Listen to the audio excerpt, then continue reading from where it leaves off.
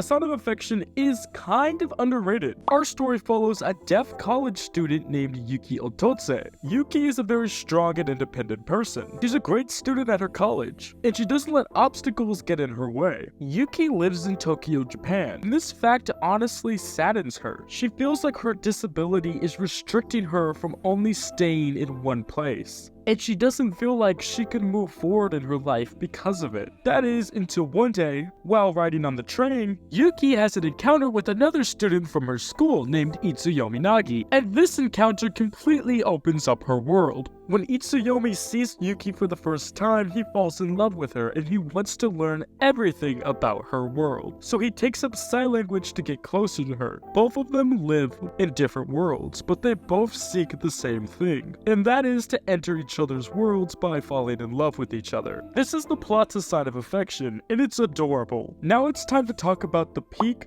the mid, and the ugly of Sign of Affection. This show is honestly so cute. It's my comfort show of 2024. I've seen a lot of romance animes in my time, and honestly, this one is definitely in the top 3. It's not a traditional high school romance where it takes them like 700 episodes to confess. I mean, like, they confess basically on the first episode. It's unique, the art style is different, and I honestly love that about it. The characters are strong, and they have great personalities. Except Yushin, I love you, but you already know. And our protagonist is just generally a good person. You can look up to Yuki in so many different ways. And honestly, it's just so amazing to see the protagonist overcome her fears in such a short amount of time. The animation is super colorful and vibrant. And I also love that it changes when Yuki experiences emotions, like in the opening song. First it's dim, and then it becomes light. The pacing in Sign of Affection is also very well done. It's not too fast, it's not too slow, and it doesn't linger on like most romance animes. I also love that the cast in this show are all adults. No hate towards Love is War or any other high school animes, but I'm so sick of high school romances, and it's just so amazing to see something new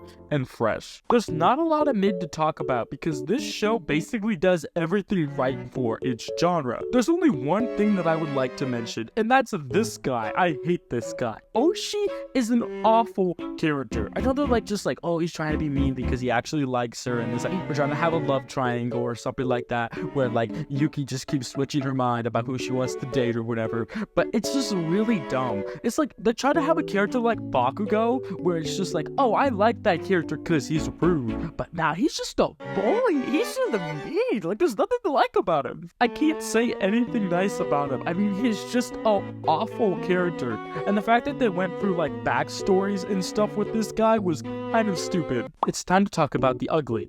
And this is gonna make up half of the video because this character, this specific character, triggers me so much that I honestly, if Yuki wasn't in it, I wouldn't watch it. Itsuyomi is the worst love interest character of all time. I bet all the girls watching this video are like, no, he's not. He's amazing. He's great. He's like Gojo. No, you're wrong, okay? You're wrong, okay? He doesn't understand personal boundaries at all. So it's like, oh yeah, he's trying to be romantic or whatever.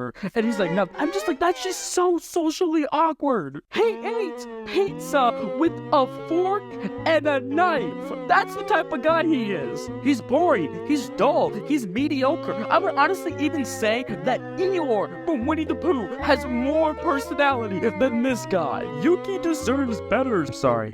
I just hate him. I could make like a 10-hour video of me saying all the things I hate about it, but it'd be too long, so I'm just gonna leave you with this sentence. Itsuyomi is by far the worst anime character of all time, and I stand by that fact. I would even go on to say that Mahito is a better character than him. I said it. In conclusion, A Sign of Affection is the best romance for the year 2024. The dub just finished, so go give it a watch.